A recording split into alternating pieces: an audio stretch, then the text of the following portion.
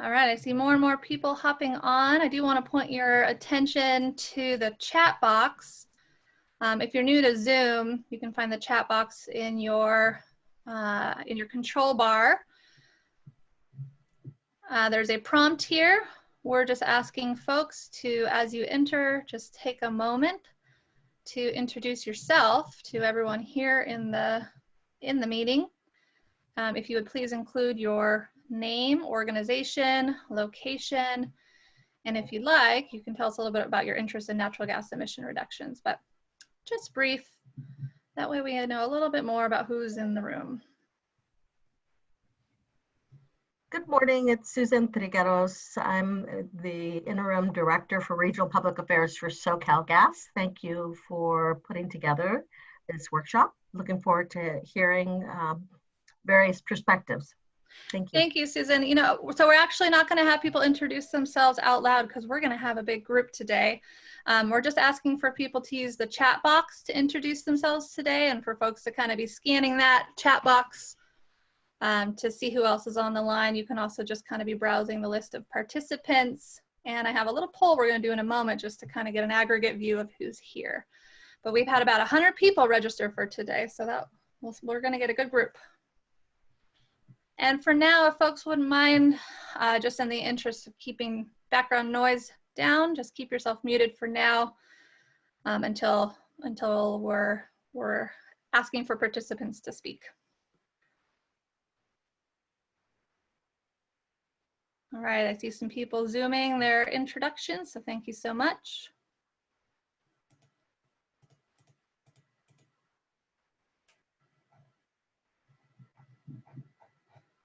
All right, so we have quite a few participants, and I'm going to go ahead and get us kicked off here.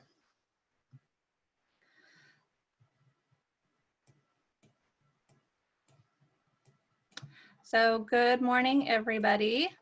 I want to thank you for joining us today. I know that many local government folks I've spoken with, as well as state, IOU professionals, have all taken on additional duties related to the pandemic, and just want to say I really appreciate you making the time to participate today.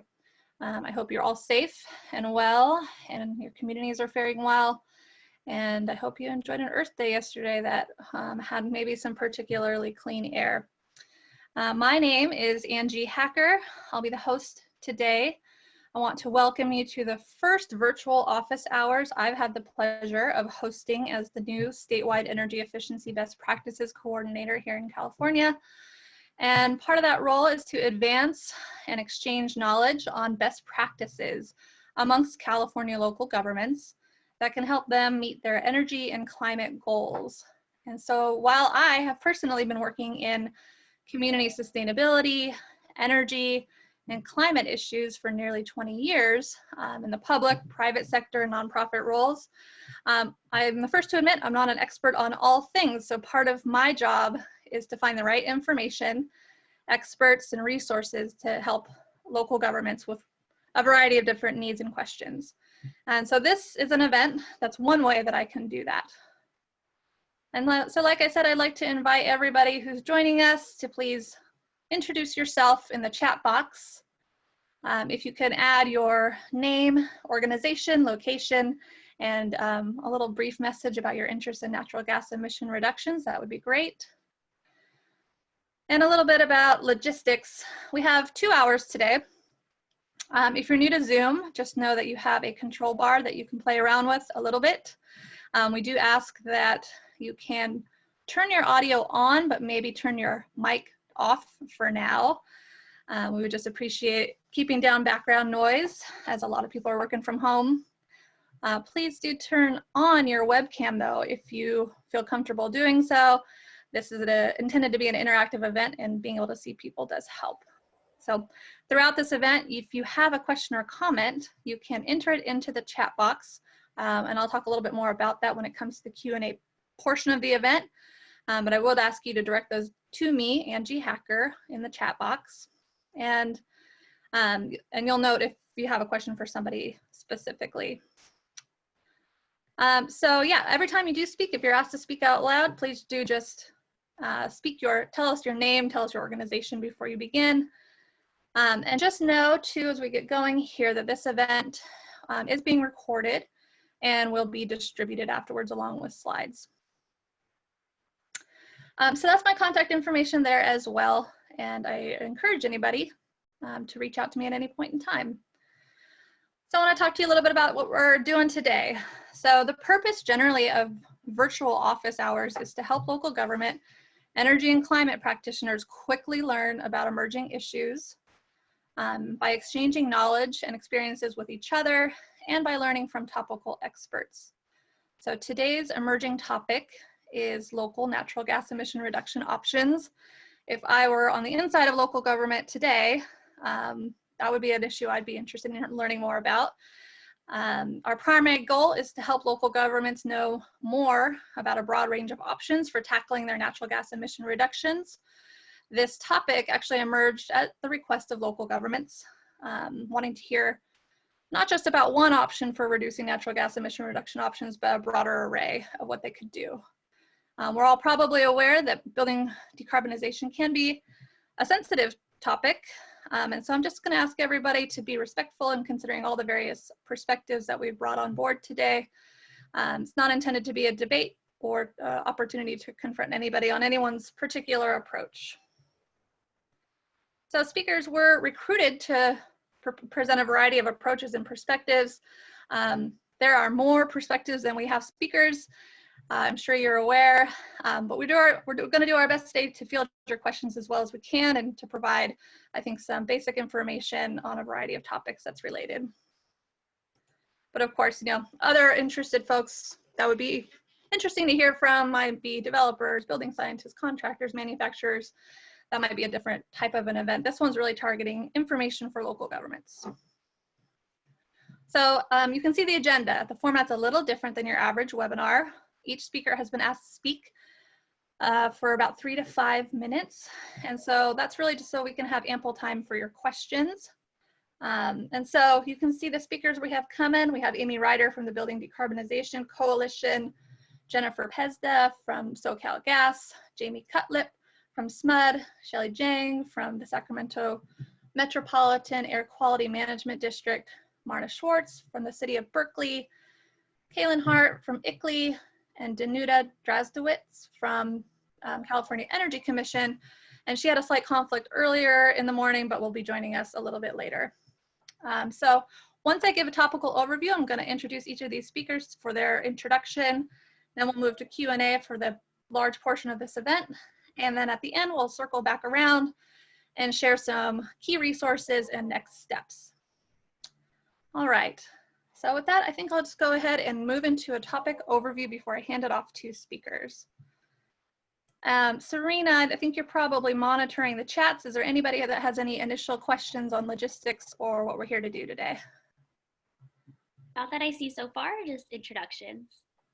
Okay, great. So I'm going to keep this short and leave it to the experts to tell you more, but just to kind of set the foundation for the conversation today. In California, we know that residential and commercial buildings are one of the largest sources of carbon emissions for cities and counties, and that natural gas accounts for about half of building energy use. And that really is largely in space and water heating, amongst some other uses like cooking and clothes drying and some other things. Local governments are considering their options for reducing natural gas emissions. Many times because they're putting things in their climate act, they're putting strategies in their climate action plans, they're trying to calculate their emission reductions. They may be developing new building codes, working on their thresholds of significance, or trying to update general plans to meet their state and local climate, decarbonization, or zero emission building goals. And so the state has done quite a bit here in California to push the issue of reducing greenhouse gas emissions, probably the most successful adoptions in Northern America, from anything from the Renewable Portfolio Standard to AB 32, SB 350, lots of executive orders, all these things encouraging us to double our energy efficiency savings and set carbon neutrality goals. The California Energy Commission's 2018 Integrated Energy Policy Report is one of the key documents that I would suggest that local governments familiarize yourself with if you haven't already. It does include building decarbonization as one of the key strategies moving forward in the state. And it talks about electrification being a key strategy, but certainly not the only key strategy to reduce emissions. And so, like I said, today we're going to try to talk about a variety of approaches. I also want to mention that the CPUC has done a lot of work here on this issue. There's actually a decarbonization rulemaking process that started in 2019, and we'll talk a little bit more about some of the new building decarbonization efforts at the CPUC.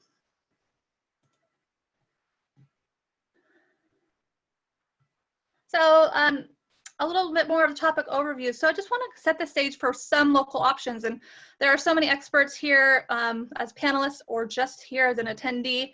This probably is not the full breadth of options that local governments have, but I sort of categorize them. One would be local governments have come to me saying, how can I collaborate more with my gas provider on emission reduction efforts?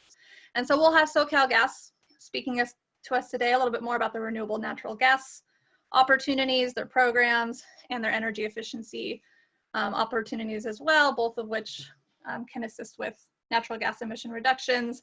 And I know they also work closely in providing technical assistance as well. Lots of local governments, many in California in the last year particularly have developed codes and standards around this issue. So those might include anything from a REACH code to a municipal code or zoning ordinance, as well as new thresholds of significance that tackle the issue of natural gas. And so we have Amy Ryder that's going to talk particularly about REACH codes. This map on the right comes from Local Energy Code's website, and it's just showing a map of where 2019 codes have been established. And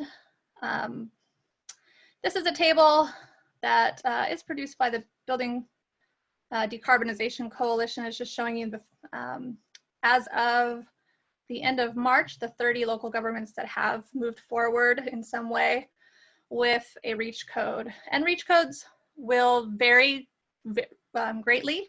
So they might run the gamut from all the way to something that they might refer to as a natural gas ban or dealing with natural gas infrastructure to electric preferred REACH codes where there's encouragement for electric preferred systems, and then those that continue a mixed fuel approach. There are variations that include building types, so some include only new construction, some may try to tackle existing, some may only look at residential, municipal, or non-residential, or a mix of all of them. And then there's system types, so REACH codes might vary by whether or not it's a enforceable or encouraging a whole building approach versus specific systems. And so I know there's a lot of interest in REACH codes, and we are going to talk about that today. But along with that, there's also the ability to promote voluntary measures, such as incentives for replacing existing building systems. We all are very, I think, familiar in California with the energy efficiency programs. There are also new programs by the CPUC that are being developed out of the SCHIP program, some money for electric heat pump water heaters, and a couple of new programs that are being developed for third-party solicitation, the build and tech programs that are coming out of recent rulemaking processes to encourage some market transformation in electric systems. And then some local governments or regional agencies that are providing their own rebate program, like Marin has a natural gas appliance rebate program. And then of course, the last option would be obtaining technical assistance. And so we will hear from ICLEI today, who has a nice program they can offer. They can do some light analysis to help local governments calculate their emissions with natural gas approaches and other approaches as well. It's just one of the things that ICLEI does. So they're going to talk to you a little bit about that. And there's also some help out there for folks looking to craft their codes, such as the California Codes and Standards REACH Code program. Okay. And the last thing I'll say, and I think we're going to hear some of this from our speakers, and feel free to ask questions about it. There are some local considerations. If I was in local government, these are sort of the trade-offs I'd be thinking about. To what extent do these different approaches really amount to achieving emission reductions better or worse than the other approaches? What are the cost implications? So construction costs, utility costs, consumer costs, particularly a sensitive topic if we are entering a recession. And so we are aware that infrastructure costs for gas could be spread across a smaller pool of ratepayers on remaining or stranded assets in the future if we start seeing a reduction in natural gas usage. Other impacts or considerations would be economic impact, which sectors stand to do well or less well with the big changes in energy use and systems that are being used. What are the health and safety impacts? I know local governments are interested in thinking into how to reduce maybe indoor air pollution or leakage issues. Resiliency, technical capacity, just what are the technical system requirements? Is the technology ready? Is the new renewable energy supplies ready? And legal issues. And so I think, there is certainly opposition to some of these approaches, and I'm hoping we can learn a little bit about what local governments are experiencing there as well. With that, I'm gonna now open it up to our speakers. So, like I said, this is kind of a speed dating round, not like your typical webinar. And so everybody is gonna get a short opportunity to introduce themselves. And I'm gonna start with Amy Ryder. So Amy, if you can go ahead and unmute yourself while I introduce you. Amy Ryder is the principal consultant for ArcAmy Consulting, who is acting as a REACH code coordinator for the Building Decarbonization Coalition. She has held positions with local government agencies and consulting firms for more than 15 years, working to optimize local climate change response through education, behavior change, and technology implementation. So Jennifer, I will leave it up to you. Thank you so much for joining us. Yeah, thank you, Angie. I see a lot of familiar names on the participant list. For those of you who don't know me, I'm Amy Ryder, and I'm with the Building Decarbonization Coalition. And perhaps you've never heard of that agency either.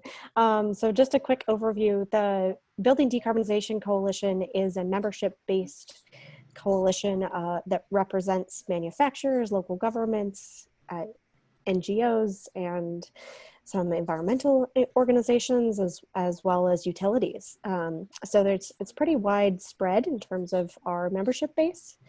And that really tells the story, I think, of how we got involved with REACH code. So late in 2018, many of our members were talking about electrification and how to make it happen at a local government level. Our local government members in particular were asking the question of what does it look like in terms of moving forward with code changes.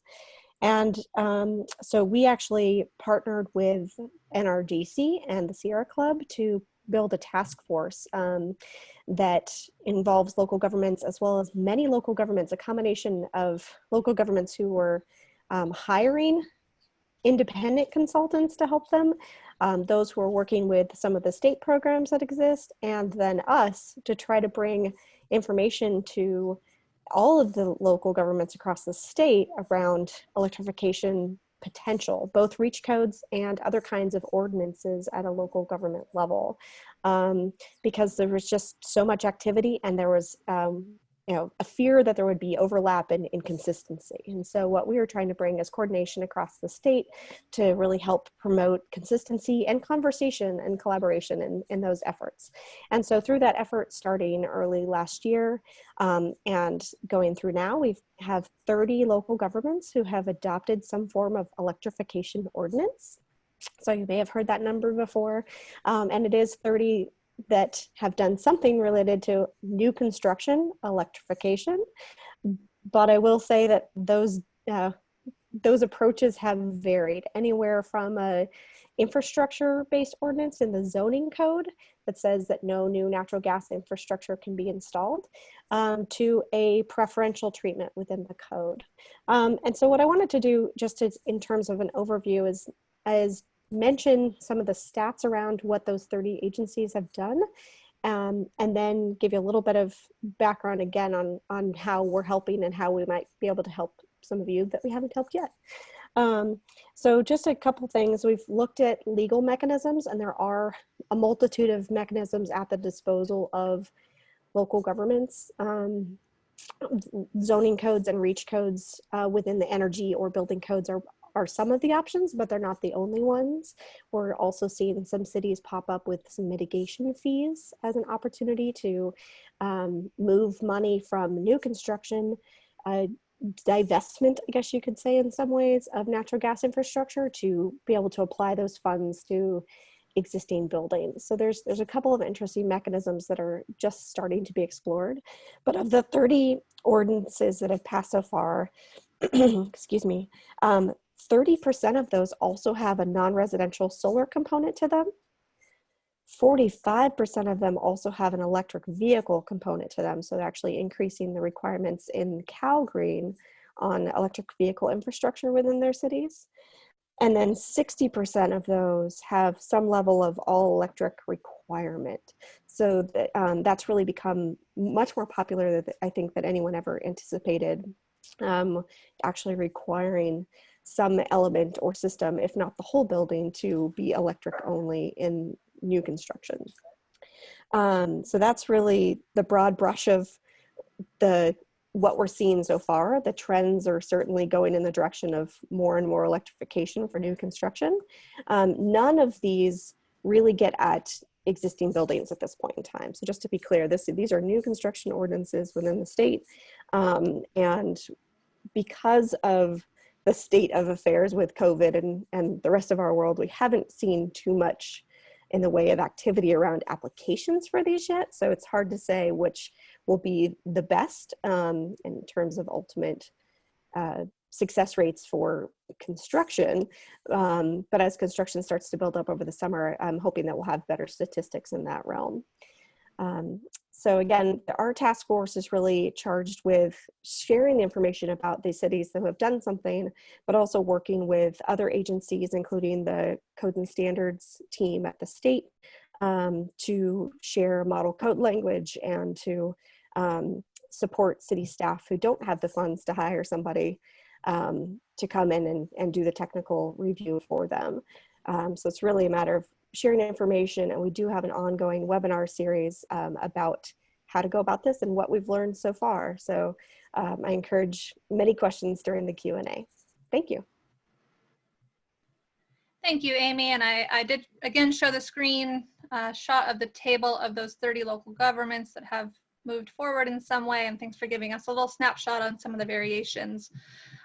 Ranges from city to city. So at the end, I actually have a resource to share with you that folks go in and look at a summary of each of the local governments that have moved forward, and then there's links to staff reports as well. I know as a former local government person, it's always important to kind of look what everybody else is doing and kind of take what you can from there. Okay, so thank you, Amy. So I wanted to mention too, as we go along here, you can feel free to enter your questions now into the chat box directly to me, Angie Hacker. And so we can start compiling those questions. I'm going to actually have folks go through each of their introductions first before we go to Q&A, just to make sure we make good progress.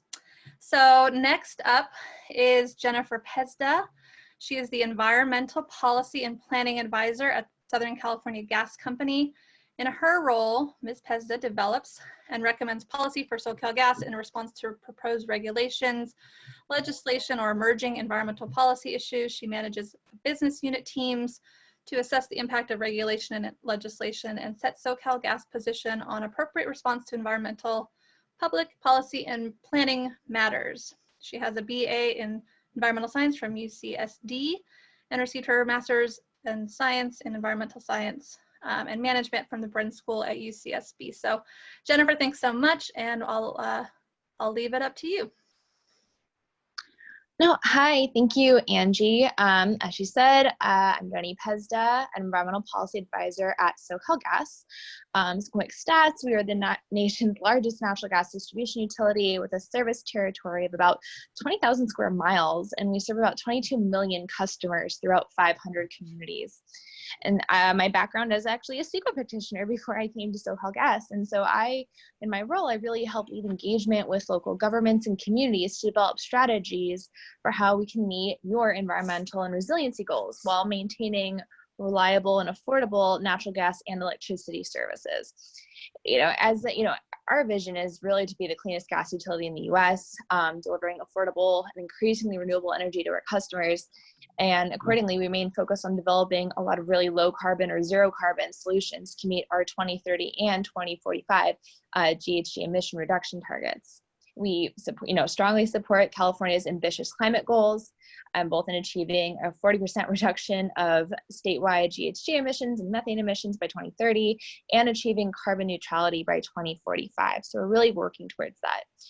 In our perspective, these goals are really big, and they're going to require decarbonizing all aspects of the energy sector. And this means having renewable electrons work alongside renewable molecules. And it's not going to be achieved by like a one-size-fits-all approach. Just as our state is comprised of hundreds of diverse cities and communities, as I'm sure all of the attendees can kind of attribute to, we need a variety of diverse and renewable energy strategies that can be adapted and be flexible to meet those different needs and capacities. And both the electric and the natural gas sectors need to be decarbonized to achieve this. And so SoCalGas, what we're doing is we're very interested in renewable natural gas, or I'm going to refer to it as RNG, and hydrogen, and exploring how these zero carbon and even carbon negative fuels can help achieve significant emission reductions both at the local and the regional levels.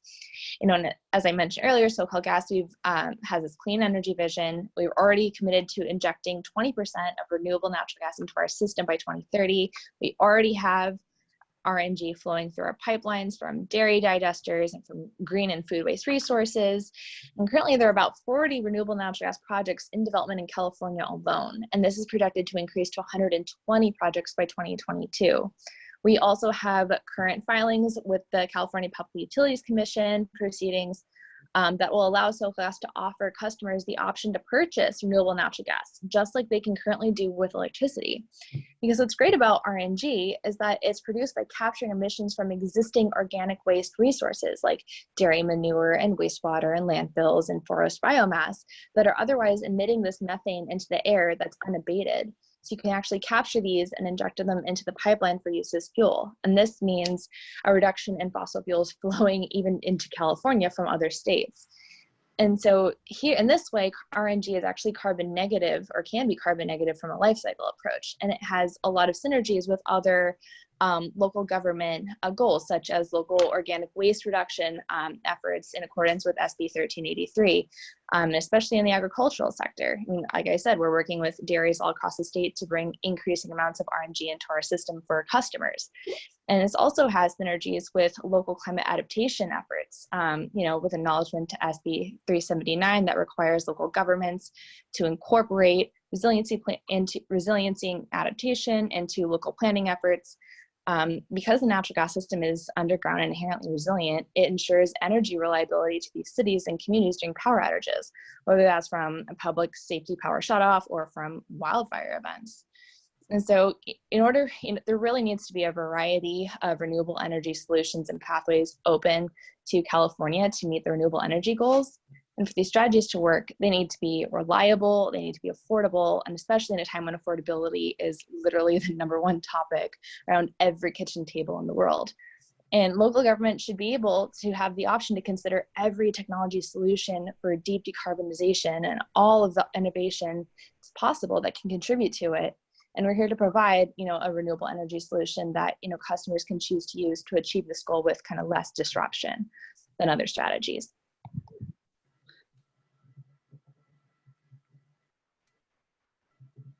Thank you, Jennifer. Does that conclude your comments? Yes. Okay, great. And yeah, Jennifer is also here with a couple of her colleagues in case there are questions on energy efficiency programs. We have Alma Brasino. We also have Ray Mendoza, who can talk a little bit more about codes. All right, so we've heard from one of the investor-owned utilities. I also wanted us to hear from Municipal Utility, and this is a municipal utility that is a electricity service provider. So I want to introduce you to Jamie Cutlip. Jamie Cutlip is part of SMUD's regional and local government affairs team. She previously worked as an energy efficiency planner with responsibility for program design and industry tracking for SMUD's home appliances and consumer electronic programs. Her expertise extends from permitting to entitlement review to sustainability program management and policy development with an emphasis in green building, solar permitting, and infill development. So welcome, Jamie. Thank you so much for being here, and I'll hand it off to you. Great. Thanks so much for the invitation to participate, Angie, and welcome to everybody who's on the call today. As Angie mentioned, I'm with a government affairs team in Sacramento, part of our local utility here, SMUD, and full transparency, we only do electricity. So it's really in our best interest for folks to go all electric. We're happy to support that in any way that we can. For my role in particular, I really see it as being more of a translator between our utility folks, our subject matter experts, and our local planners and government staff that we work with, as well as our regional partnering agencies. I'm also a former city planner in a previous life as well before I came to the utility world.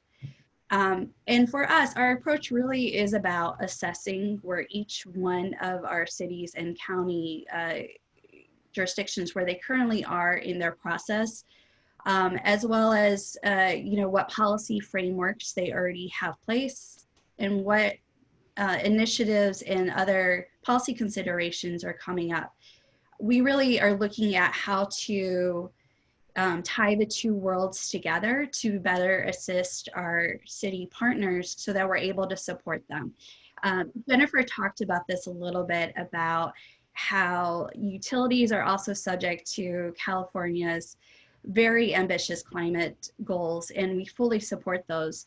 As our local cities, and the cities are typically working in their own little bucket, the utilities are working in a separate bucket. So we're really seeing this opportunity of discussion around electrification to bring a greater collaboration between the different agencies so that we can help move our regional approach so that we're actually transitioning to an all-electric future. So with that, SMUD has a number of different initiatives and incentive programs that we have started to help support this effort. We are looking at existing homes, so we're offering up to $7,000 in incentives for replacement of gas appliances to all electric. And then also we're working very closely with home builders in our region to build to a new construction all electric standard as well.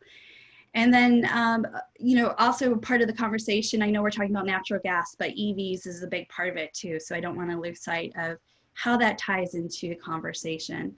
And then also from a utility perspective, through our normal daily operations, we have access to a lot of resources and a lot of studies. So we've been co-sponsoring different studies on electrification, as well as the cost effectiveness studies that Angie had talked about at the very beginning.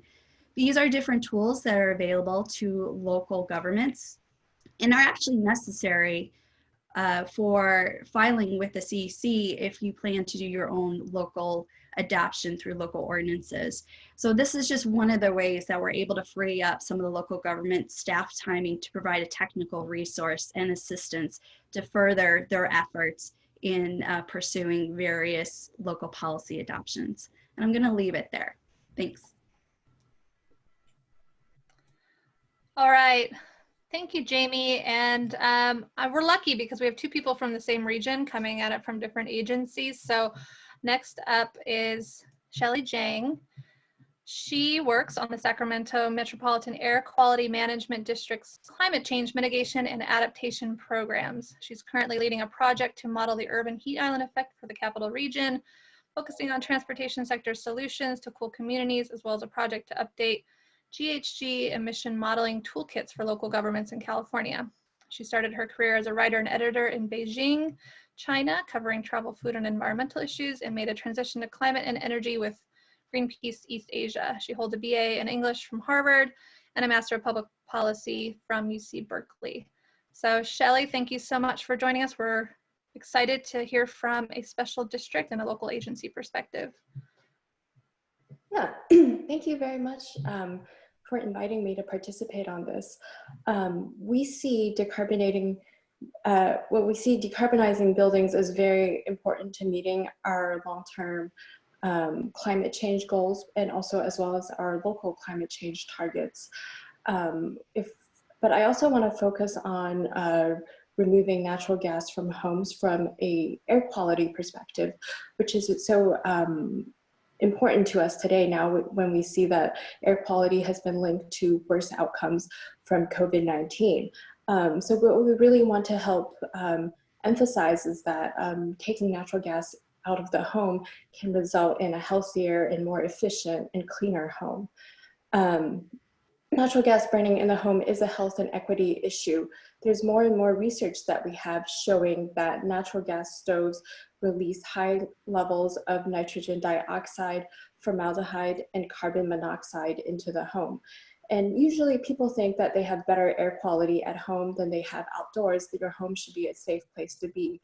But research shows that natural gas stoves often result in levels of nitrogen dioxide emissions that are higher in the home than in outside the home, and that would also exceed the California and national air quality standards for nitrogen dioxide. The caveat is that those standards don't apply to indoor air quality. Actually, they only apply to outdoor air quality. So indoor air quality is typically an unregulated space. When nitrogen dioxide can have health impacts such as decreased lung function, it can worsen your asthma, and it can also basically increase airway obstruction in your lungs. And so those are all very important health issues, especially for lower income and vulnerable communities that may live in homes with substandard ventilation. And so you're basically trapping all of that negative, all of those bad air emissions inside your home. So the Air District is focused on a novel way to address taking natural gas infrastructure out of the homes through developing thresholds of significance for greenhouse gas emissions. Thresholds of significance are part of the California Environmental Quality Act. They're used to determine if a project will result in significant impacts on the environment for particular pollutants. So there's different thresholds of significance for every single pollutant. We set different ones based on their, basically on how much they're emitted and what we think their impact on people and the environment would be. If, for example, for a particular project, if it exceeded the threshold for certain pollutants, it would be required to mitigate its emissions for those pollutants. So what the Air District developed was basically a framework for thresholds of significance for greenhouse gases. And our thresholds basically require projects to demonstrate consistency with the California Air Resources Board's 2017 scoping plan target. And to do so, they have to, all new projects within Sacramento County have to commit to two best management practices. And one of these best management practices is basically no natural gas for new buildings. And the second best management practices relates to EVs, that a certain number of spaces have to be EV ready, which means that the pre-wiring for EVs have to go in there.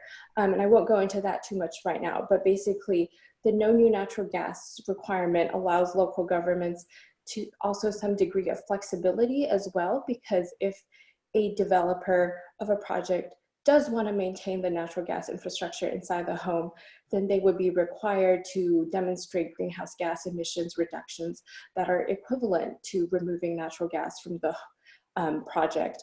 And also they would have to pre-wire their building so that in the future, if a future occupant wants to convert the building to all electric or to remove natural gas appliances, then they wouldn't have to undergo costly retrofits for any pre-wiring needed. All of the electrical capacity would be there already. So it offers compliance as well as, it offers flexibility in compliance through that method. And then another thing to note is that our best management practices would only apply to jurisdictions that don't have their climate action plans adopted already. It applies to jurisdictions that don't have climate action plans, and then also to projects that are not consistent with their jurisdiction's climate action plans. If your project is following the climate action plan in that city, then we assume that you have basically that the climate action plan has thought through all of this already. So I will leave it at that for now, but I'm happy to answer questions later. Thank you, Shelley. And I want to mention too that it sounds like we also have Billy Romaine, who's the manager of the Office of Energy and Sustainable Development for the City of Berkeley, with us as well, who may be able to field some questions. So really appreciate it. And take a look at the chat box, because Shelley also sent a document that she wanted to share from Berkeley, a couple of documents. Thank you, Shelley. So another, our next speaker is another local perspective. So Kaylin Hart, I'm sorry. No, we actually have Marna Schwartz. Marna Schwartz is Outreach and Sustainability Coordinator for the City of Berkeley. Berkeley, of course, was one of the first, if not the first, REACH code on this topic in the state, and has already focused on implementation. So we're interested in hearing about your experiences there. Thank you so much for being with us, Marna. I'll hand it over to you. Oh, hi. This is Billy, actually, Billy Romaine. Marna had to jump off. As we know, this time has a lot of challenges, especially for people with young children. So Marna wanted to be able to present, but apologies, she had to go. So I'll just say a few words about our sort of our general strategy, and then about our gas prohibition and REACH code. So in terms of, we have a goal for fossil fuel free and decarbonization, along with the state goal by 2045. And our strategy essentially consists of a three-pronged approach. And there are 3 steps, really. And the first one is no new load. So it was really great to hear Shelley talk about the AQ, their approach of no new net load. That seems like an easy no-brainer. We don't want to attach any additional buildings to the existing natural gas system. The second one is to look for interventions at specific opportunities. So we have a time of sale ordinance, and we're looking for ways to encourage electrification at these specific transaction times. Or what can we do? Maybe we'll look at a REACH code at the mid-cycle updates on renovations, time of renovation. So this looks at getting to buildings that have interventions at specific times. And then the third is really a strategic geographic gas transition, which is where we think we ultimately need to go. And we're just starting to think about what that would look like. Not rather than investing in the natural gas infrastructure, if we can identify geographic areas that could be ripe for both electrification of the buildings, extraction of the distribution line, as well as being able to decommission or do an early retirement of those natural gas assets. So, the first thing that we started with is our gas prohibition, and I'm just wondering if I can do a screen share. Anyway, well, I'll just tell you about it. So, last year we passed a prohibition on natural gas that applied to all construction applying for a land use permit as of January 1st, 2020. So, it can take several years, especially for a large development project, to apply for their permit. And oftentimes, especially in Berkeley, we have a very robust community review process for especially high-rise buildings. And at the point where they are getting their land use permit, they're almost at construction drawings. So we didn't want to stop any new multifamily buildings. And we were also concerned at the time about the inability for high-rise buildings to comply with an all-electric building in the energy code. A lot of that has been fixed since then. But our two-pronged strategy was to really signal to the market that no new building is going to be designed or planned without being all electric. So the natural gas prohibition applies to buildings applying for a use permit And it says they can't have any gas infrastructure inside the building. And it's based on our police powers, based on sort of seismic safety and safety in general. And then we also went through the REACH code process where we adopted the electric favored REACH code. And so in theory, the prohibition doesn't apply to buildings that had already been through the land use process and were just applying for their building permits.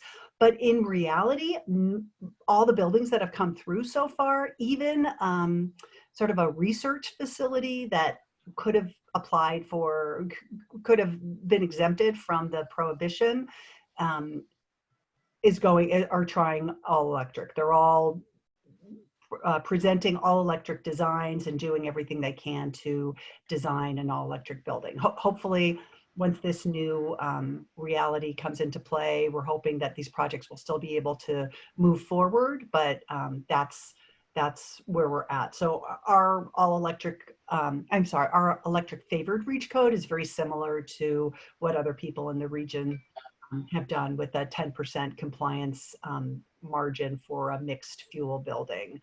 And then we also had some electric vehicle charging requirements that we adopted that required electric actual wiring for electric vehicle chargers. Thank you, Billy. I appreciate you being on. I'm sure there'll be more questions for you as well as we get going here. Again, everybody, feel free to be adding your questions to me in the chat box as we go along here. We'll be tracking them, and we'll get to Q&A here in just a moment. We also have, next up is Kaylin Hart.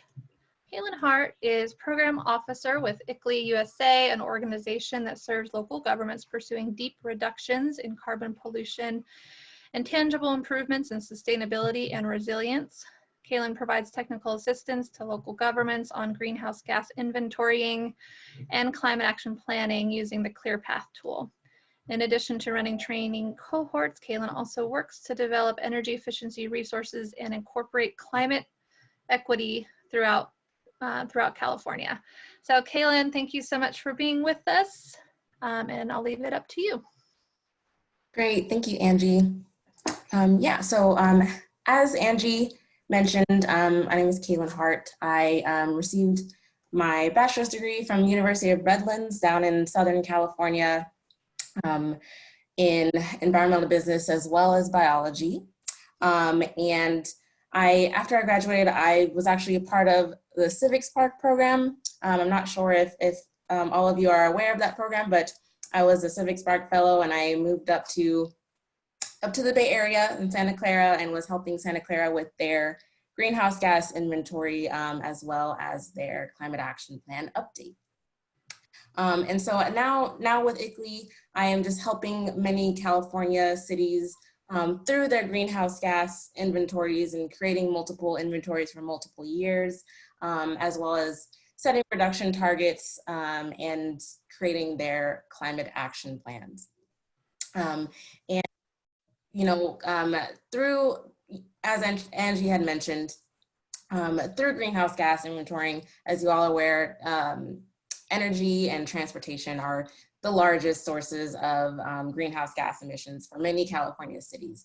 So in that greenhouse gas inventory tool, ClearPath, we've kind of helped multiple cities actually calculate their emissions for both sectors, that being residential, commercial, industrial, energy, if there's any agricultural energy usage that they can account for, as well as their transportation and many other different sources of emissions. So helping local governments create that inventory and then discovering ways and putting reduction strategies into their climate action plan to reduce those is something that we do every day, and mainly trying to look at different California cities and how they have tried to reduce their energy emissions, and just be a source so that we can kind of share resources from other cities with other cities in California. So I just wanted to talk a little bit about the ClearPath tool, actually. So many of you may have used the ClearPath tool, and that tool has about 4 different modules in there, and the first being the inventory module. And in that inventory module, you can account for your residential, commercial, industrial energy. You can account for your transportation energy or transportation emissions, as well as solid waste and wastewater energy emissions. So once you go through and calculate all of those emissions in the inventory module, you can then move on to, we have the forecast module as well as the planning and monitoring module in the ClearPath tool.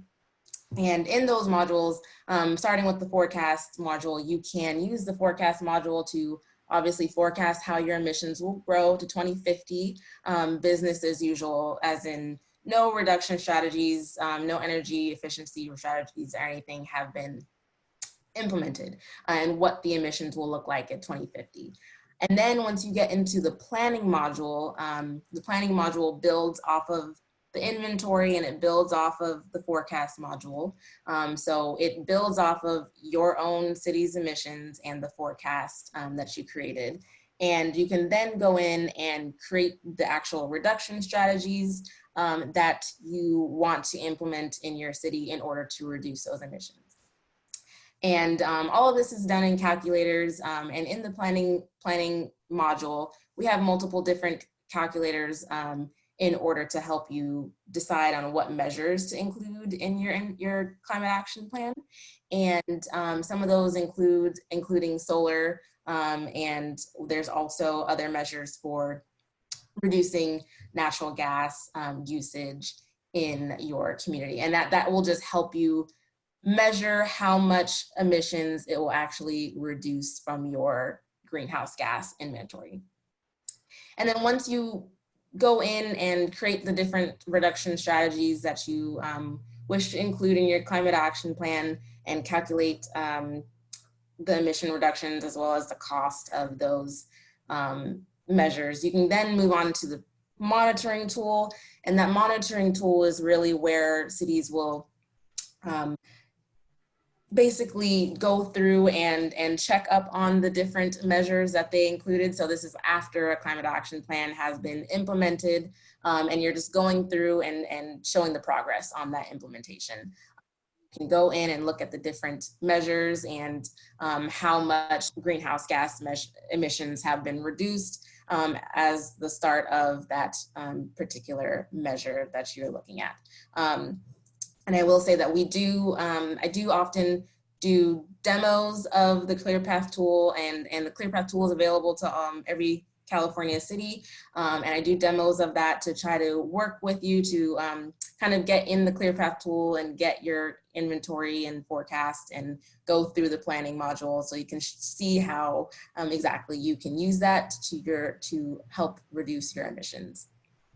And we have about 400, it's over 400 California cities that have already used the ClearPath tool for their inventory, but really just trying to push that the ClearPath tool also has that planning module to help you reduce, see how you can reduce your emissions, especially with natural gas usage and any other energy efficiency reductions that you would like to include in your plan. And I'm just gonna stop there and wait for the Q&A for any questions. Thank you so much, Kaylin. And so, yeah, Kaylin and I worked together as part of the SEEK Collaborative. And when I got a technical assistance request on this topic, she was the one that reached out and said, hey, we can provide some light analysis for local governments that are trying to figure out how to calculate whatever natural gas emission reduction strategies they're incorporating into their climate action plans. And as a former local government person, that would have been really nice for me to know, so I wanted to make sure you were aware. Okay, so those are the speakers we have on right now. We also have Danuta Drazdowitz coming from this Building Standards Office of the California Energy Commission in a little while. She's going to talk to us a little bit about the process of developing and adopting REACH codes that have to be approved by the California Energy Commission. So that'll be in just a little while. But this gives us a good chance to transition over to Q&A. I do want to mention, I had made some attempts to get some other local governments to join our panel as well. It's tough times out there with COVID and everything else, but there are certainly a broad range of perspectives, case studies that we could all learn from. There will be opportunities for us to try to do that a little bit more even after this event. But if you have questions about a broader range of what local governments have done on REACH codes or other things, feel free to still ask those, especially Amy, I think, can help provide some insights on that. Okay, so here we are with Q&A.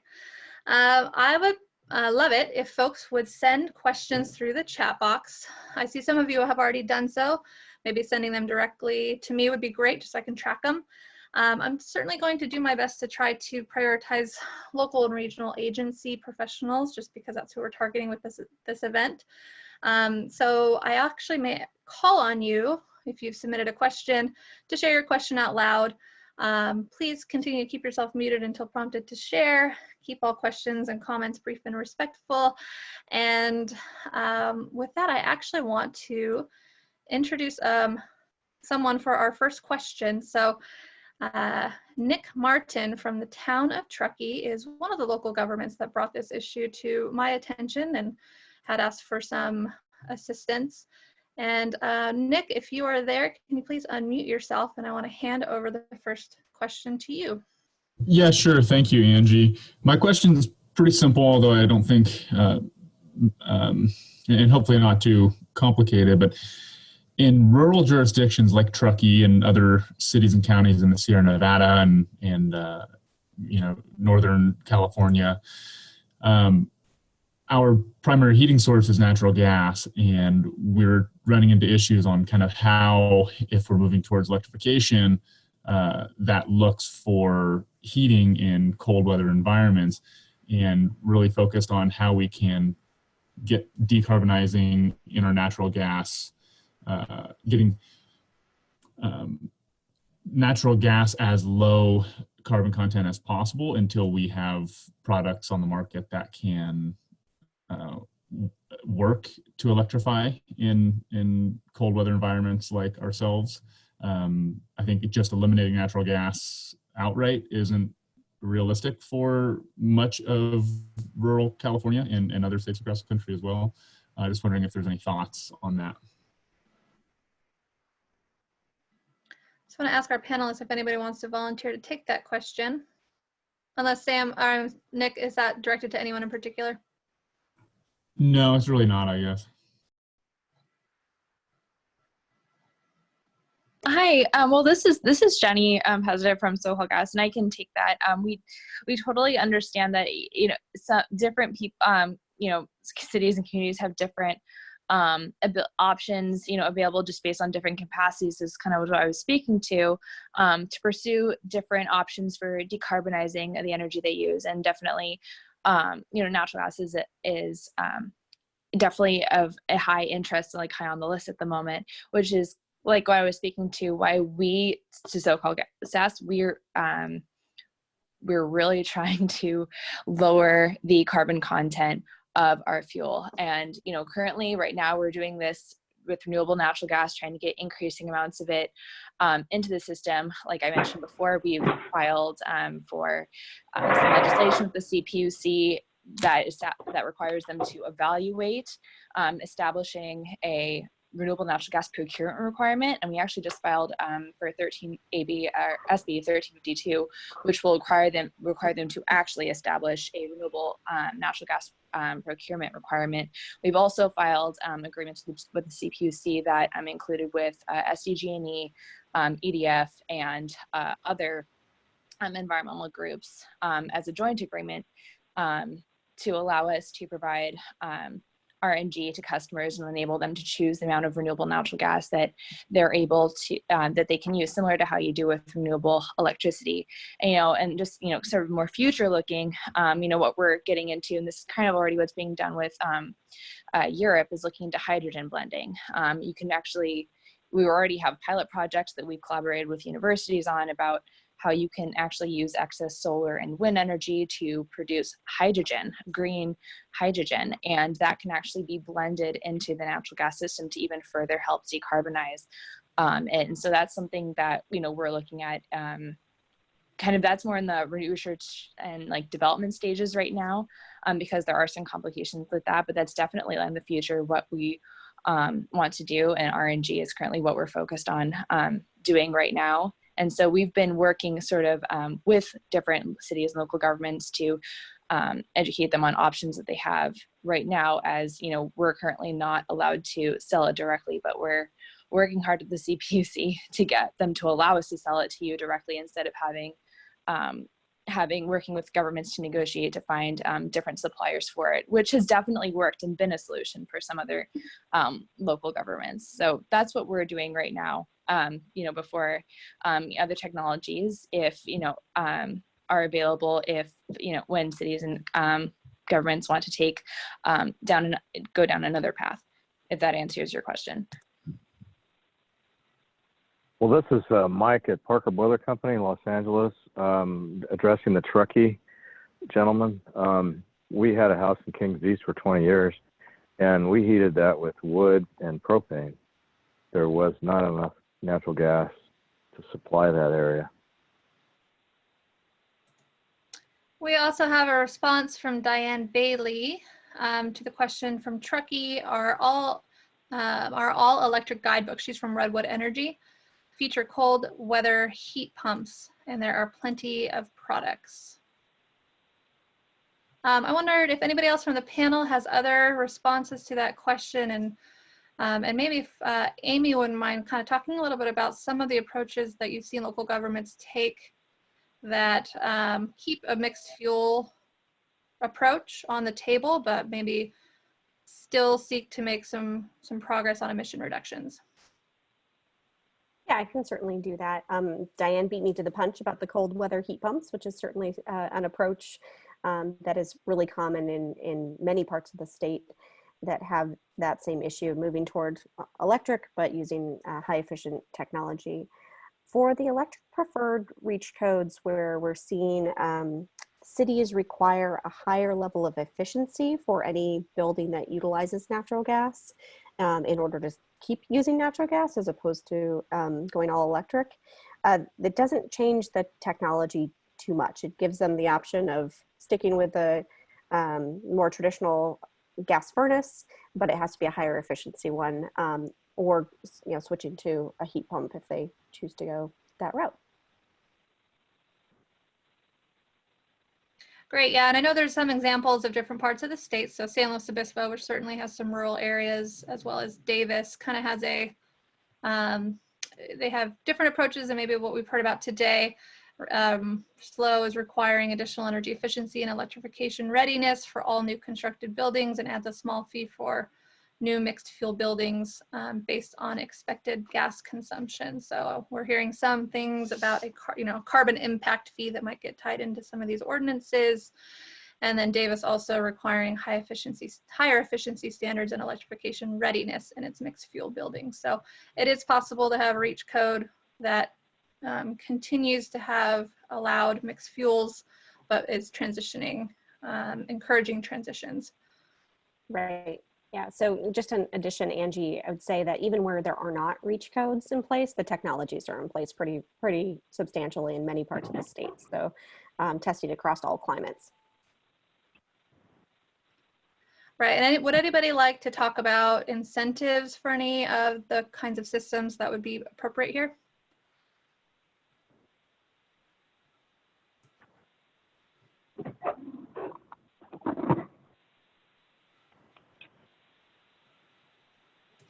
Okay. If anybody has a comment, or you can actually, this is a bit of a crowdsourced event, so folks in the audience, you're welcome to make a suggestion, talk about your own experiences or approaches as well. Particularly if you're a local government, I'd love for folks to learn from each other.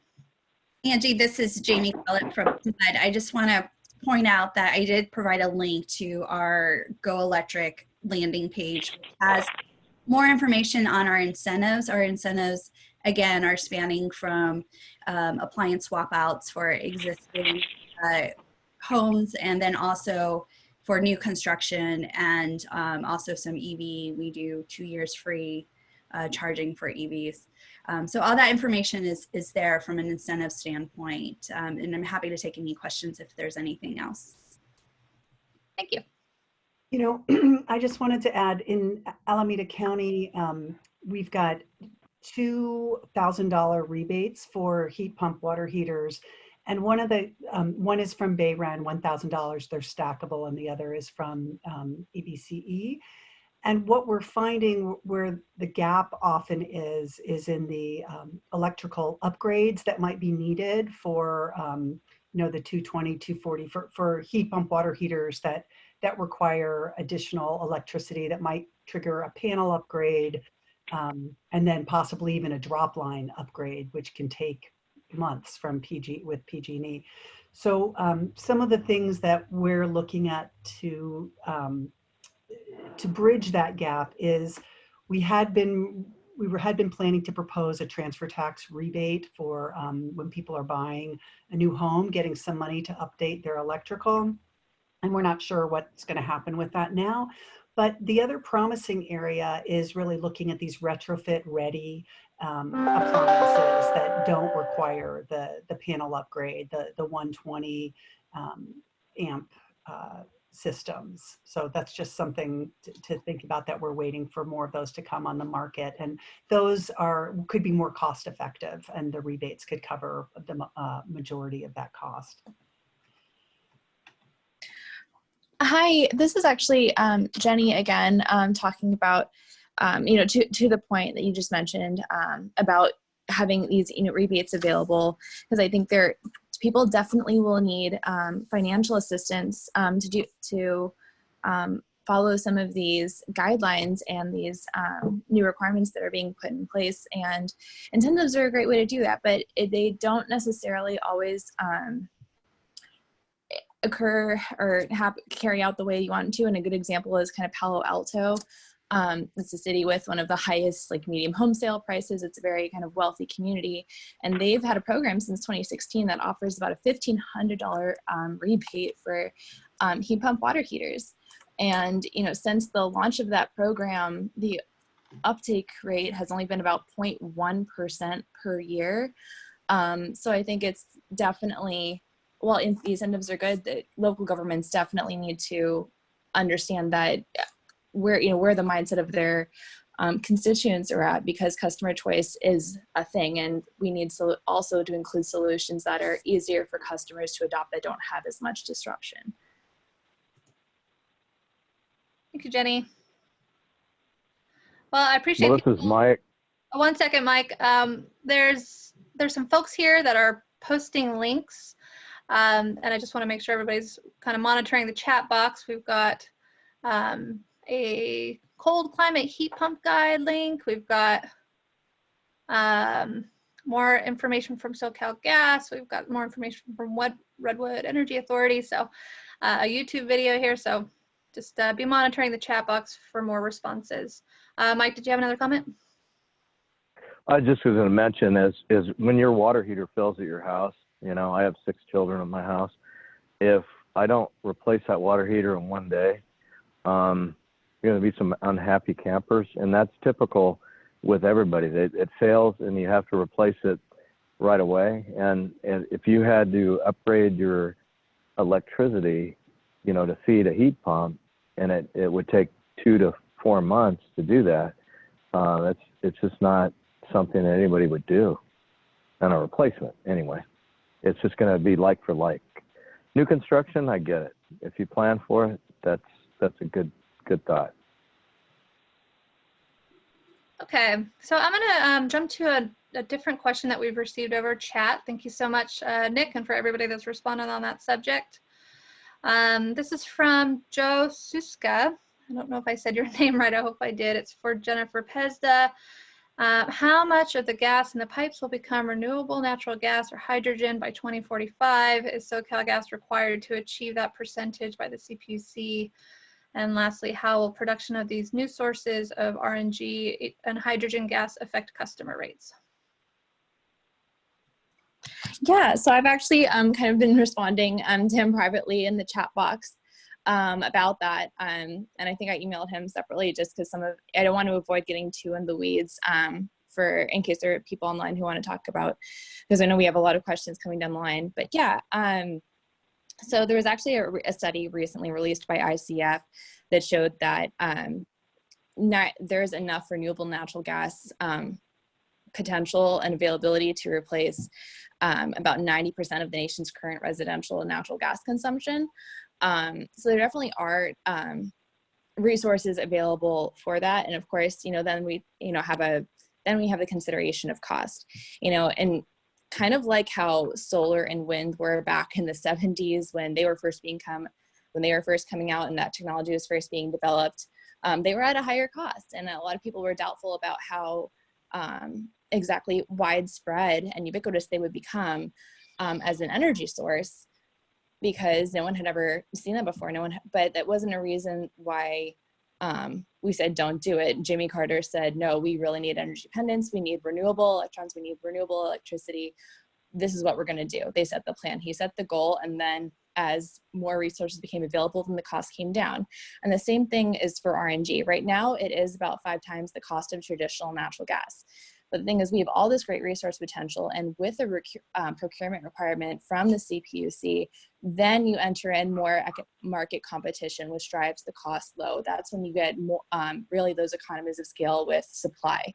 And the good thing is that you actually don't need the gas system to be 100% renewable natural gas, or even with hydrogen blending, in order to see those emission reduction benefits, because it's a carbon negative fuel. And actually we can share this study. You can just replace 20% of the current gas system with renewable natural gas, and it has the same emission reduction benefits as electrifying the entire building sector by 2030. And that's at 2 to 3 times less of the cost. So we can definitely make that study available for you guys as well. Could I make a comment? Sure.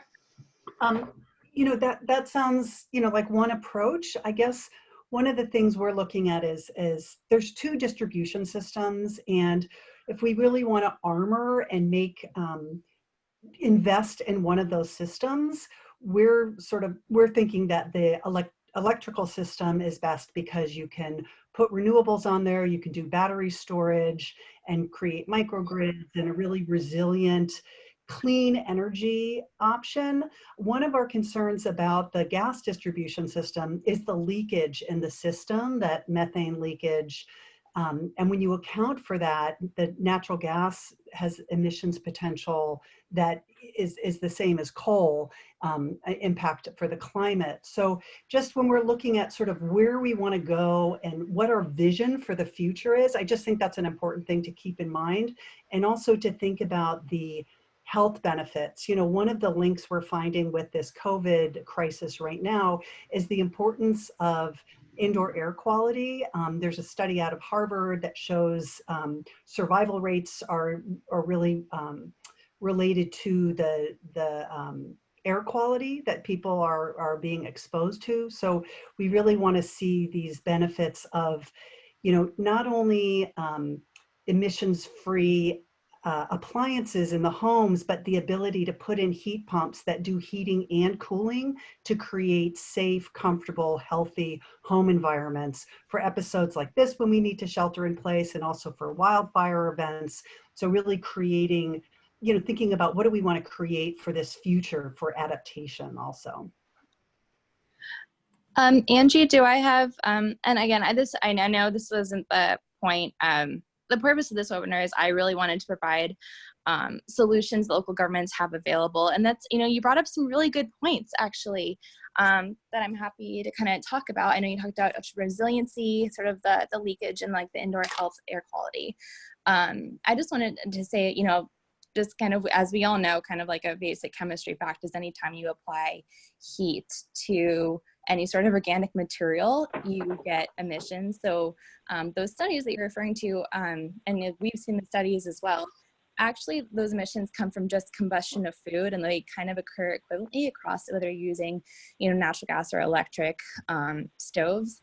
you know, and it's the same thing with your toaster. You get emissions from your toaster as well. Anytime you put a piece of toast in it, but, you know, there's not going to really be a haul to, you know, take a toaster out of your house.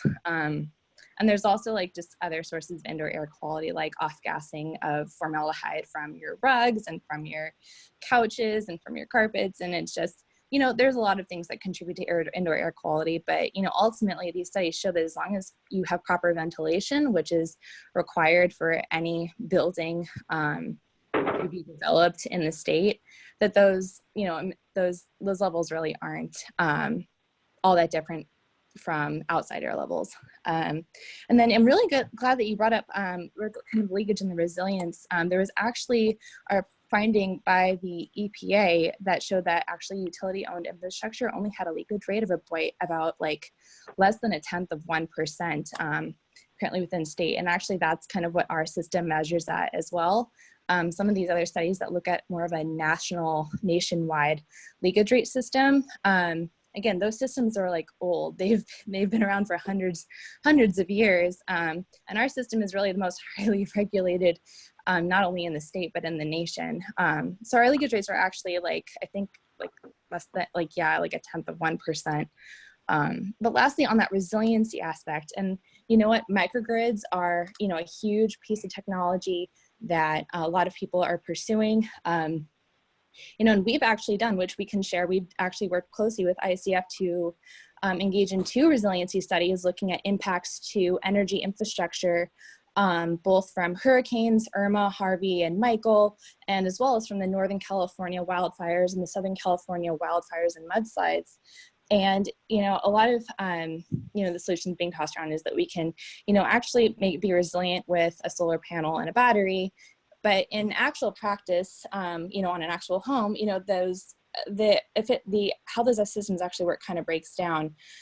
Most people have their solar panels connected from their house directly to the grid, and this is through net metering. And this helps affordability of those solar panel systems.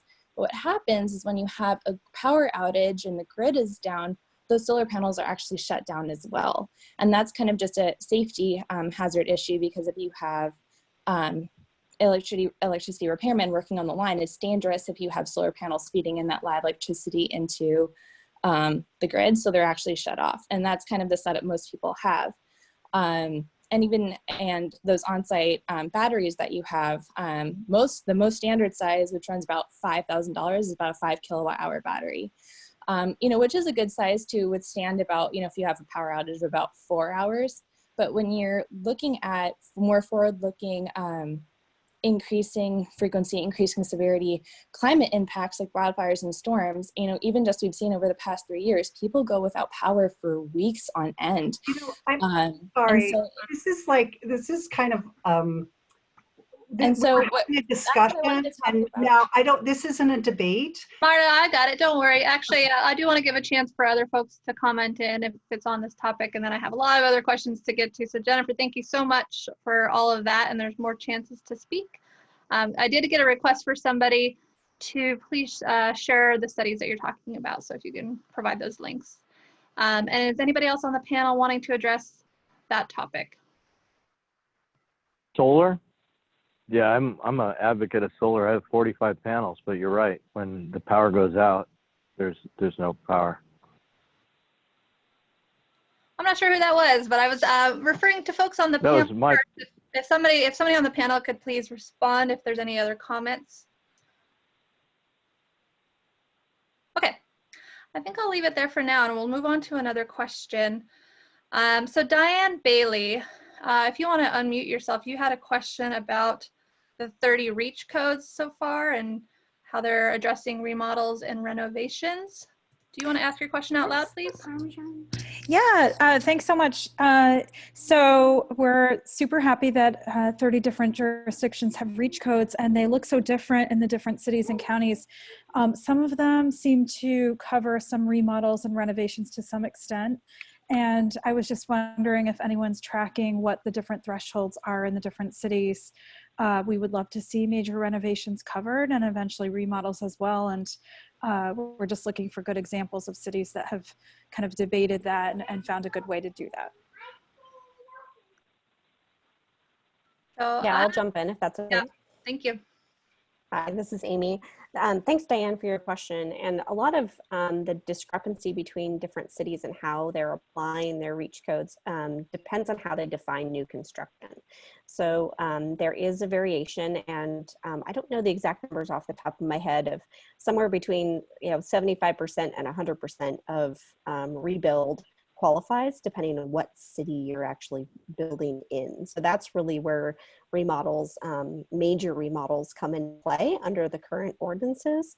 There are studies being done now to show cost effectiveness of smaller scale renovations, but those results are still outstanding. So at this point, there are no code mechanisms to go after remodels and retrofits that are beneath the threshold of new construction as defined by each jurisdiction. Anyone else on the panel want to address that as well?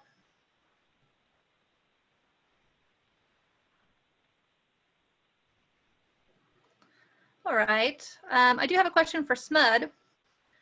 Somebody's asking regarding the SMUD rebate, the $7,000 for swapping out gas appliances for electric. How is that funded? Do other jurisdictions have examples of incentive-based programs to encourage electrification of existing buildings? For example, rebates, how are they funded?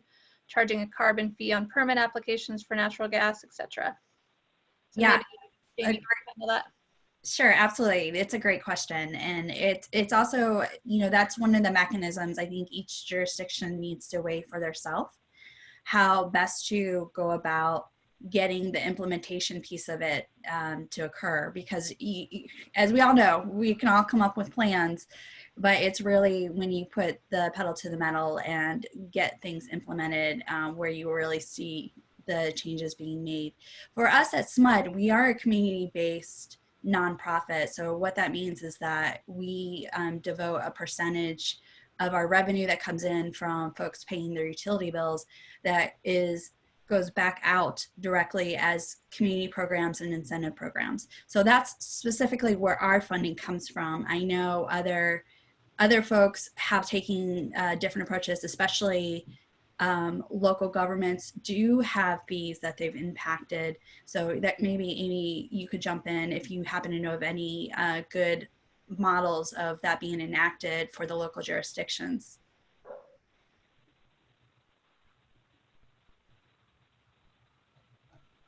Yeah, so there are a couple of models in development at this moment, but we don't have any functional models in terms of the offset fee.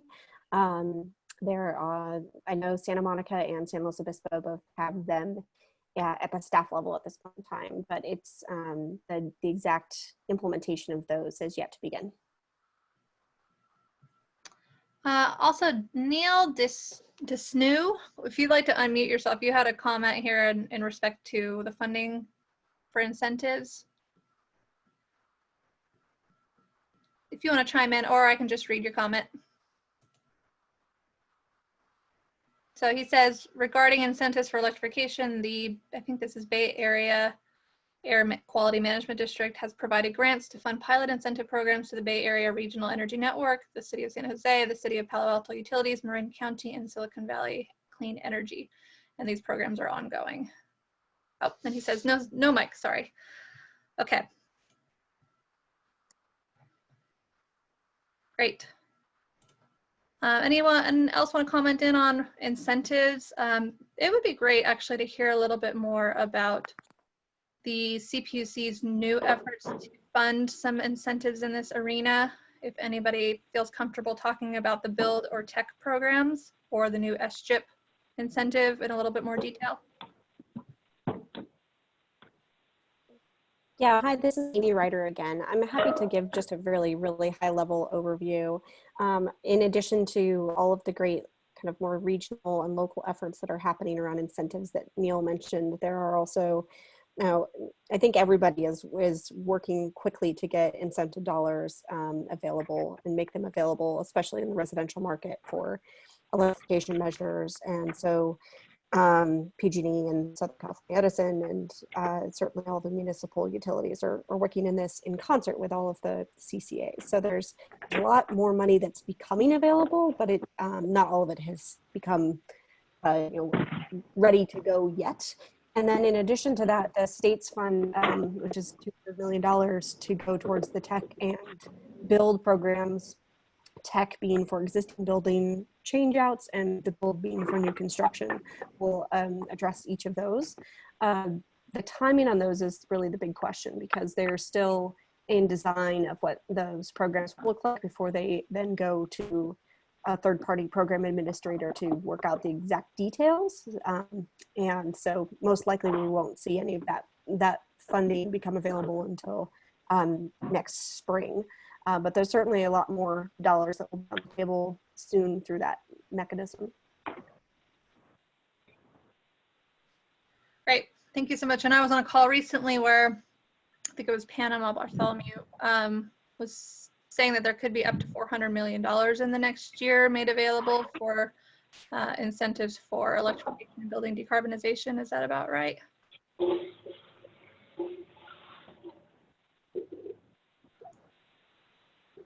Amy, that's not a number. I'm not familiar with that figure, but if Panama said it, I tend to believe it.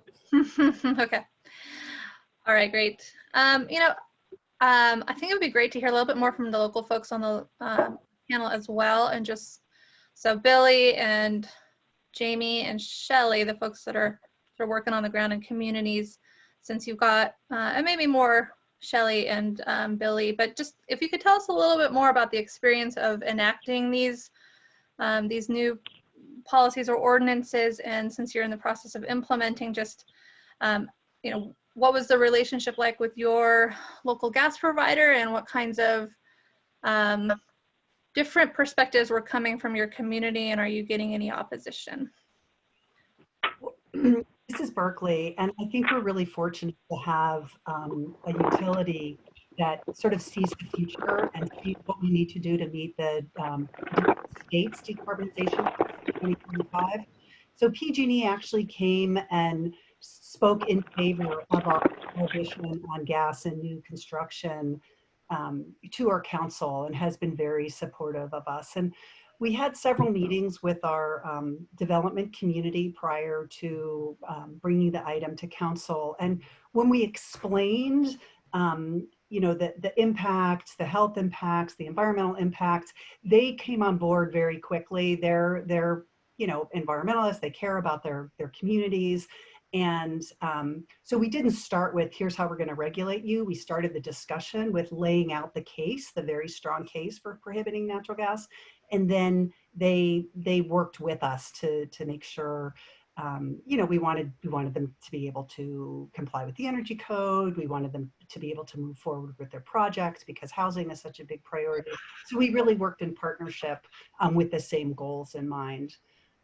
And we've been, as I said, very impressed with, even with the mixed fuel option, all of our new developments have been coming in with all electric plans.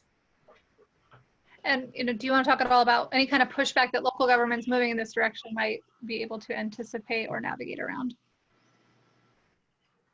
I'd say there's some concern on the part, I think people know there's a lawsuit with the Restaurant Association, and the Berkeley restaurants who are there in their existing locations, we're not taking their gas away from them now, and we're trying to set up more educational opportunities to learn about induction cooking and commercial induction cooking. So that was a bit of a, that didn't come from the community, because all the restaurants that are in the city are already operating in the city. So that was more of an outside issue. Great. And Shelley, I don't know if you want to comment in on this topic as well, just your experience post-happening. Similar to Billy, we had a good outreach with our developers and our building industry locally to introduce them to the concept of our no natural gas best management practice.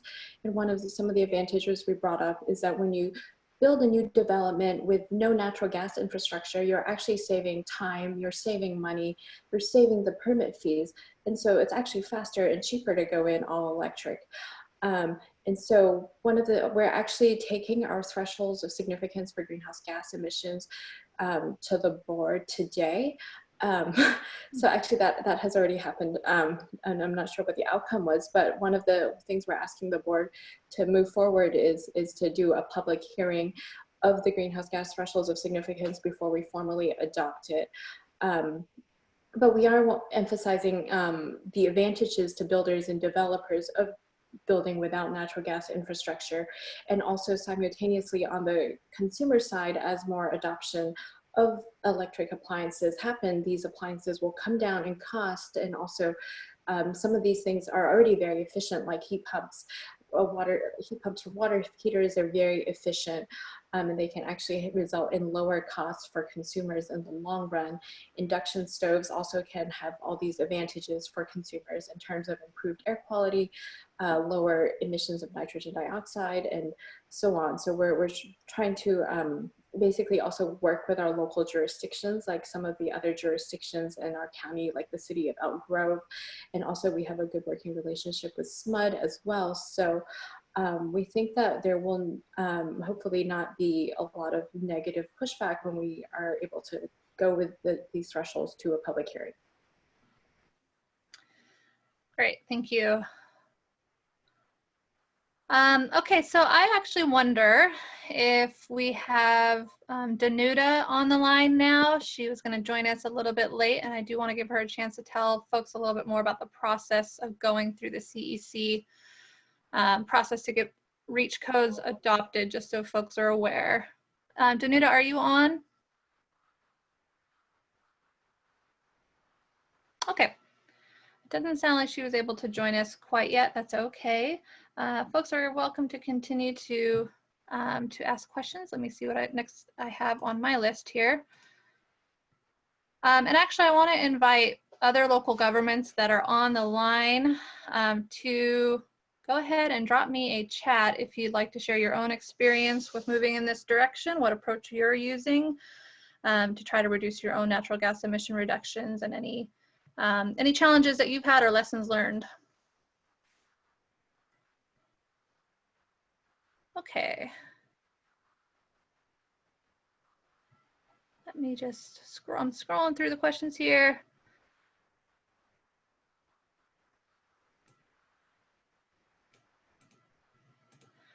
This is a question from Ryan Jacoby. Ryan, do you want to unmute yourself? And you had a question for about partnerships between SoCalGas and local governments or special agencies. Or unless your question's already been answered.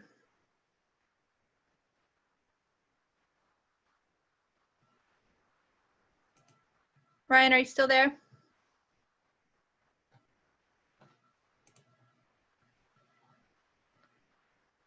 We did actually respond to his question in the chat box with a link to information. Okay. So he was talking about partnerships, okay, to offset municipal usage. Great. Serena, can you help point me to any questions that we have missed so far?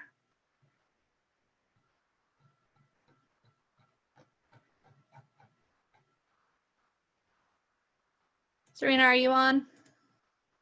Yeah, I'm just looking through my list real quick to see if anything hasn't been answered. Some of these are just comments, and I think everybody's able to see them.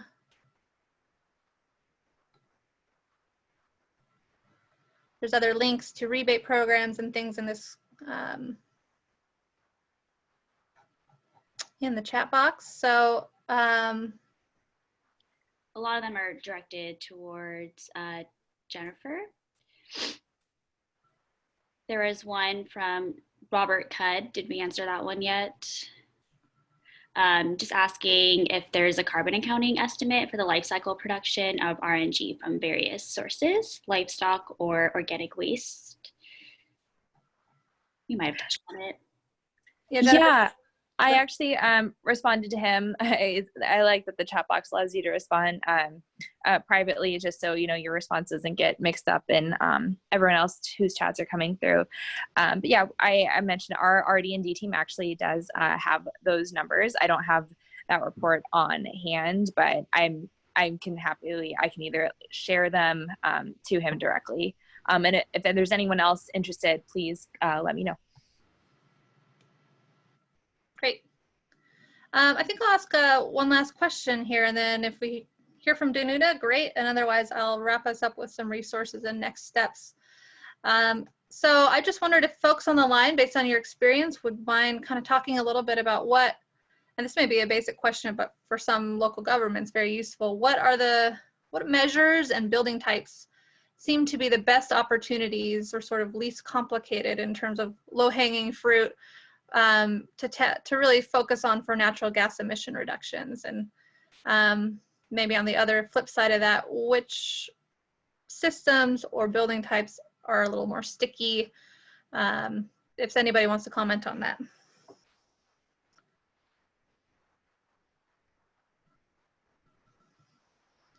This is Jamie Collip from SMUD. So I'll touch on it, and of course, if any of the other panelists want to jump in, feel free to do so.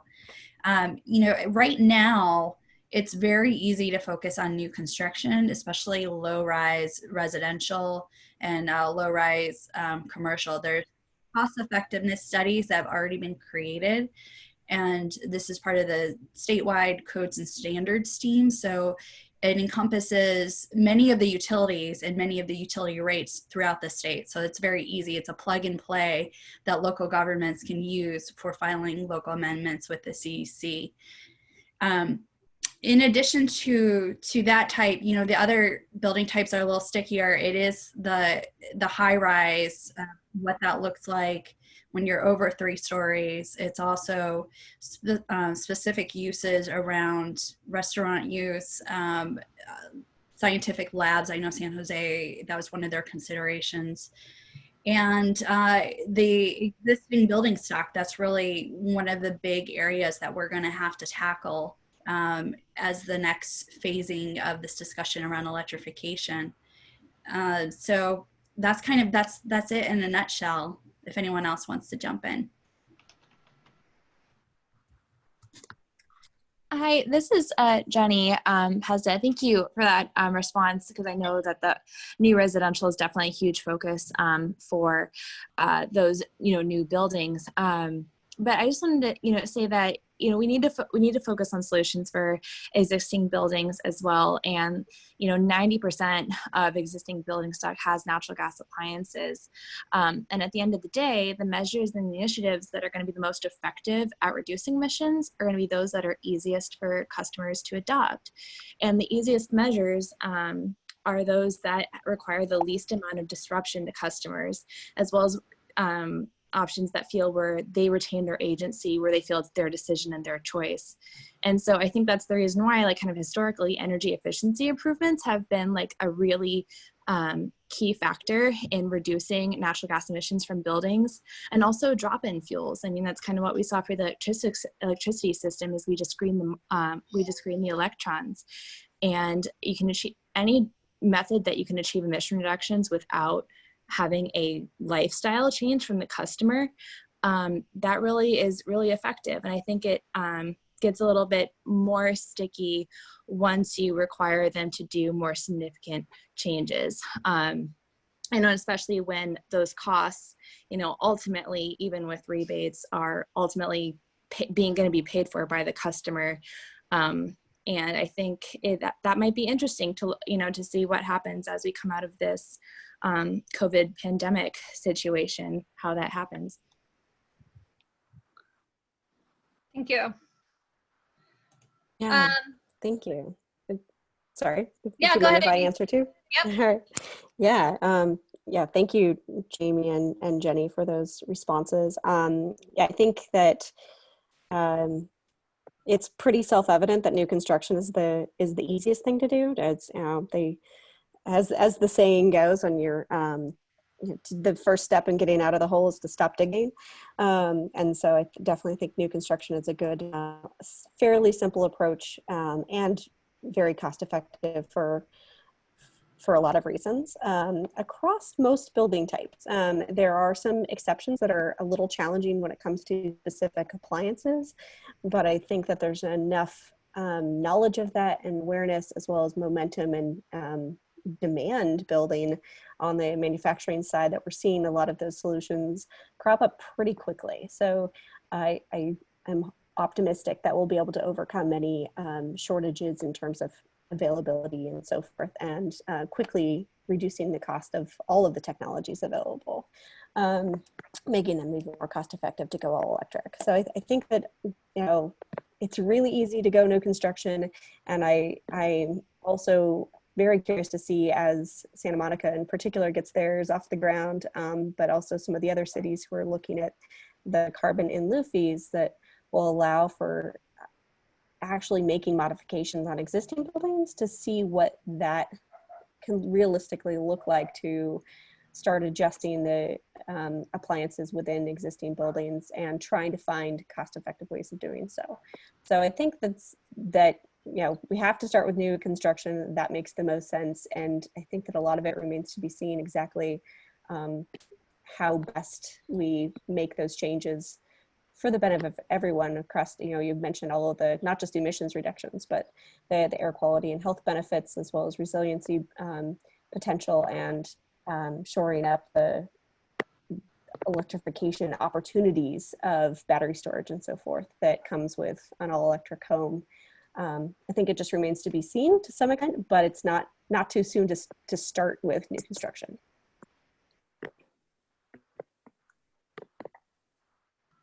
Thank you, Amy. I do want to, we got one more question from Tom Cabot. Tom, do you want to unmute yourself and you can ask your question about pipe loop installation abilities? Yes, thank you. Tell us where you're from, Tom. My name is Tom Cabot. I'm a Menlo Park Environmental Quality Commissioner. Thanks. Yeah, but I spent 30 years in the gas and electric utility business as a resource planner. So I was interested if the gas utilities are looking at using their pipe loop installation abilities and their expertise in energy management and customer relations to make community thermal loops that could provide heating and cooling services, kind of exchange between diverse buildings, like Stanford did and built for its 300 buildings on campus.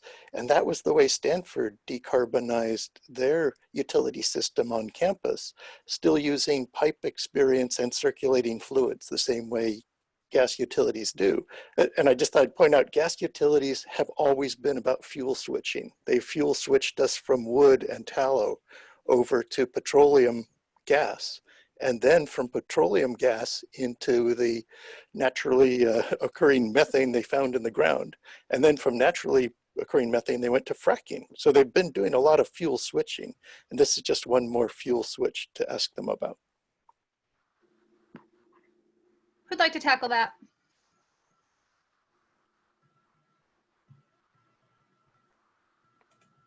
That sounds like a Jennifer question to me. Yeah, sorry about that.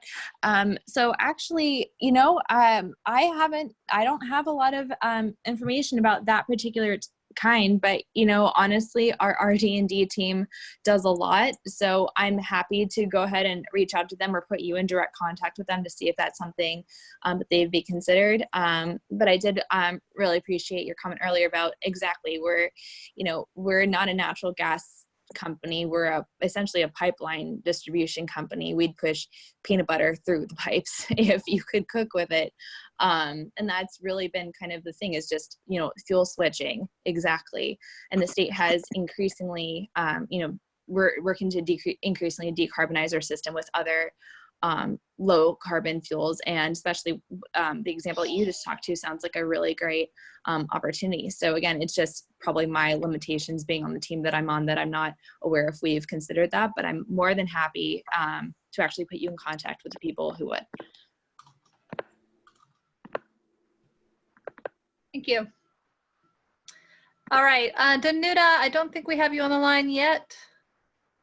I think maybe she might have got caught up on her other conflicting meeting. But Angie, if it's helpful, I can walk through the process briefly, if that's useful. I would take it. Yeah, that would be great.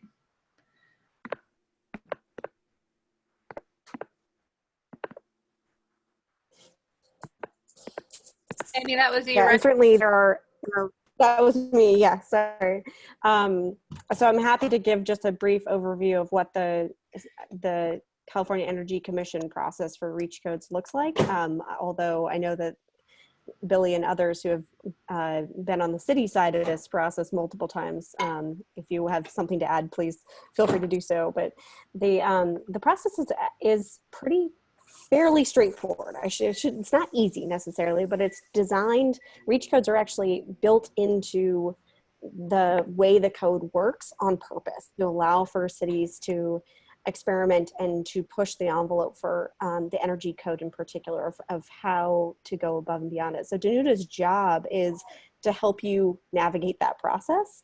And it's really great that she has that role because in combination with the California Energy Commission staff, they have the Codes and Standards team, which is represented by all of the statewide investor-owned utilities. And so the IOUs actually do this study because one of the qualifiers for getting a REACH code through the Energy Commission is to show cost effectiveness. And that study is done by the Codes and Standards team for the IOUs.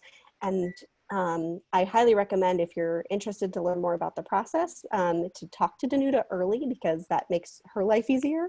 But it's really a matter of talking with Danuta, getting your leadership on board with a cost effectiveness study, and then passing it through law. Like there's some more complexity to it for sure, but the fact of the matter is that getting it through the state is more of a checkbox than any other process that you have at the city. The city ordinance process is much more cumbersome than getting approval at this the CEC. So I know if she were here, she'd underline that issue. So I wanted to point it out as well. But the specifics of how the process works and what the qualifiers are for exceeding the energy code, which is really what REACH codes are all about, is doing showing something that goes above and beyond the state code, are a little bit more nuanced than that, but I'm happy to answer questions if helpful, if people are not familiar with that process. Yeah, and there are resources out there to support local governments who need some technical assistance in trying to establish their cost effectiveness reports, right, Amy? Yes, absolutely, and that's one of the things that we spend a lot of time doing is walking folks through what the procedural check boxes are to go through that. Mm-hmm. Great. So, for folks that do want to reach out to Danuta, you look at your screen. We've got her email address right here. All the panelists' email addresses are right here. They've been wonderful. I do want to take a moment to say thank you to all of them for all of the time that they've spent with us today and being willing to be part of this experimental format for a webinar where it's a little less predictable. I really want to thank everybody else too for participating and keeping this conversation productive. I feel very fortunate to be in California where we have so many great minds thinking into this issue from a lot of different angles, and we are getting there. So I do want to share some key resources here, and this is just some that I had accumulated and compiled myself. And then we've got a bunch of other resources that we've received today in the chat box that I will be sure to include in a document that will come out after this event. And so, anything local governments should be aware, there's a resource called Local Energy Codes. It's a website where one particular link is useful, where you can actually access 2019 ordinances as well as 2019 cost effectiveness studies. There were many cost effectiveness studies run in 2019, so there's a link for that. And that local ordinance map I showed earlier, you can find that. Lots of different resources from the CPUC, including a building decarbonization fact sheet, more about renewable natural gas, more about their build and tech programs, and that SGIP program for heat pump water heaters. So those incentive programs, you can learn a little bit more about what's coming. I did mention the 2018 Integrated Energy Policy Report by the CEC as being a pretty good guiding document at the policy level. California REACH codes.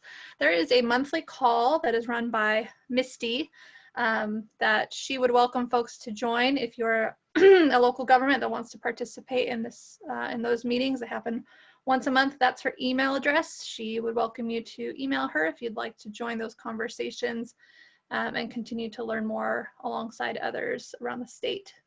Similarly, Building Decarbonization Coalition has monthly calls as well. And so Amy would be your go-to for participating more with the Building Decarbonization Coalition. They also have a lot of different resources on their website, including a Building Decarbonization Roadmap report, and there's links right there. And then there's plenty of other local examples that I will be compiling, and here's just some. I mentioned the Sierra Club had a summary of city REACH codes that also links to staff reports and the actual code documents themselves that have been docketed. There's a link to that, super helpful. Thank you, Sierra Club, for compiling that. There's that link to the example of the electrified Marin rebates. Here's a separate staff report that was sent from San Luis Obispo's recent REACH code efforts. And then, yeah, what I will do is I'll take those other resources that we heard about today and add them to this list. Finally, next steps. So these slides will, this wasn't a slide heavy event, but I will make these slides available. The event was recorded, so the slides and event recording will be distributed to the folks that registered, as well as through other network sources that we have, our listservs and things like that, and on the EE Coordinator website. I do want to point you to the EE Coordinator website. There is actually a website for technical assistance, specifically that we just created, we just launched. And so you can see where we will have upcoming technical assistance events, and there's the one from today. If you have a technical assistance request, you can certainly submit that. You can submit that on this web page. So eecoordinator.info/technical assistance. The plan really is to help provide answers to a variety of questions that local governments may have. And so it could be, finding the right resource, finding the right expert, finding the right local government to pair you with, or if it's a topic that many local governments like today could benefit from hearing more about, it could be a topic for a future virtual office hour. There are some other technical assistance opportunities listed on this page as well, so feel free to visit. After this event, along with receiving some materials, you're actually going to be invited to join a listserv on this topic that's pretty low maintenance. It'll just be an opportunity to continue the discussion over email if you'd like, and continue discussing with folks that have an interest in this issue, including the many local governments who have signed up for this event today. There will be an issue brief that I'll be developing based on what we've learned so far from the experts we've talked to today and other research that I've conducted. I'm going to develop an issue brief on this topic, and that will be posted on this website as well as distributed, including all the resources that we're able to compile. So those are next steps. Again, thank you so much for joining us today. I appreciated your participation in this format. Love to talk to you. Glad to see your faces. I hope everybody stays well. And with that, I think I'll close us out for the day. Thank you so very much.